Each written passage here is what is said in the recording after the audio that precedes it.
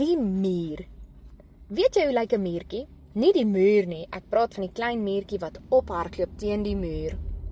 Die Bybel praat van die muur. In Spreuke 6 vers 6 tot 8 sê die Here vir ons: "Gaan na die muur, o leiaard, kyk sy weë en word wys.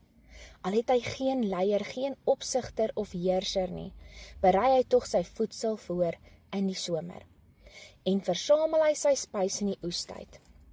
En in Spreuke 30 vers 25 lees ons weer: "Die mure is 'n volk sonder krag, tog berei hulle voedsel in die somer.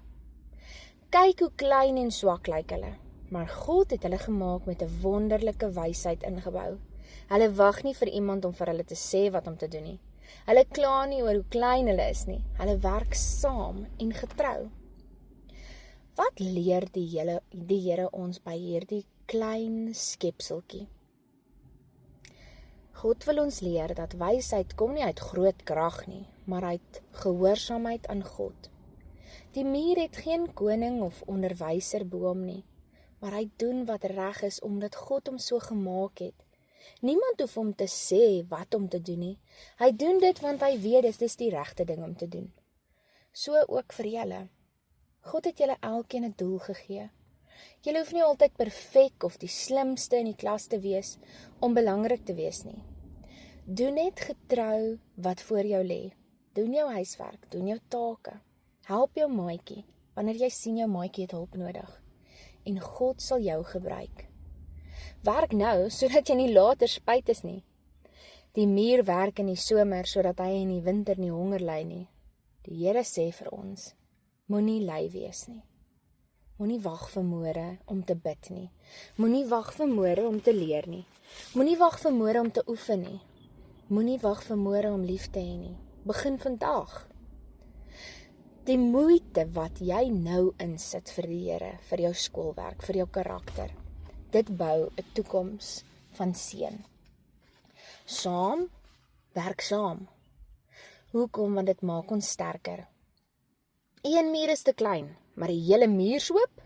Hulle bou tonnels, hulle versamel kos vir die hele kolonie, hulle beskerm mekaar. In Jesus Christus is ons nie alleen nie, ons is deel van God se familie.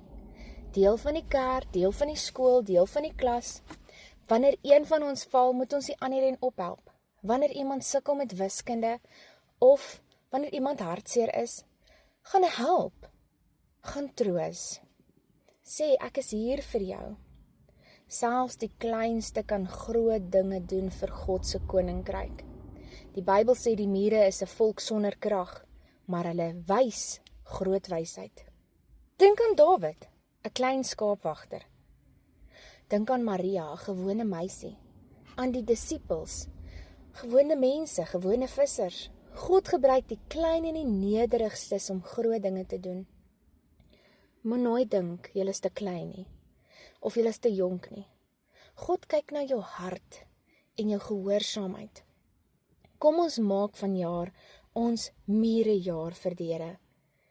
Wees wys soos die muur, werk getrou sonder dat iemand jou dophou. Bou saam, help mekaar, bid vir mekaar, vergewe mekaar. Berei jouself, jou hart voor, vir dit waar God jou wil gebruik. Amen. Kom ons bid saam. Hemelse Vader, dankie dat U selfs in die klein mure U groot wysheid wys. Leer ons om soos hulle te wees, ywerig om saam te werk, vooruitdenkend, gehoorsaam aan U. Help ons om nie lui te wees nie, maar om elke dag vir U te leef. Here, seën hierdie skool, seën hierdie onderwysers, die ouers en elke kind hier vandag. Amen.